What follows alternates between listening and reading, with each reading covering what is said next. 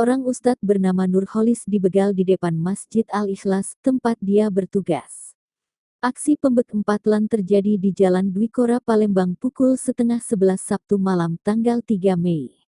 Dua orang pembegal terlihat membawa sajam berupa parang, terlihat pelaku turun dari motor dan langsung menyerang secara membabi buta, pelaku berhasil membawa kabur motor korban.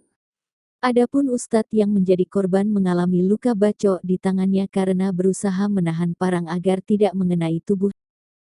Rekan korban bernama Heri menjelaskan dari rekaman CCTV yang beredar di media sosial, korban terlihat hendak masuk ke masjid menggunakan kendaraannya. Baru saja mengeluarkan kendaraannya, dua orang pelaku yang diduga telah mengintai korban langsung menyerang korban dan membawa kabur motor yang dibawa korban. Diketahui motor korban yang dibegal pelaku itu milik kakaknya korban.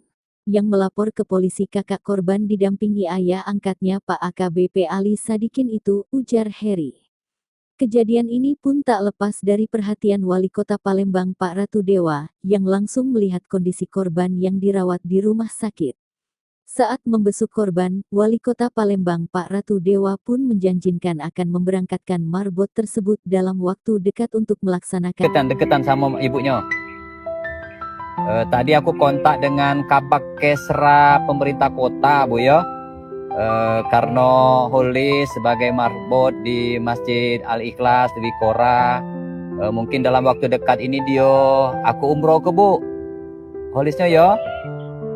Des ya. Ya, aku umroh ke. Semoga ada hikmah di balik ini Bu ya, dengan Holis. Dan juga ini juga Bapak yang minta doa ke kakeknya, semoga tetap sehat, jaga amanah ini dengan sebaik-baiknya Bu ya. Ya, tadi sudah aku pasti ke, insya Allah bisa Lis ya. Ya. Ya, sama-sama. Ya, sehat selalu. Semangat Lis ya.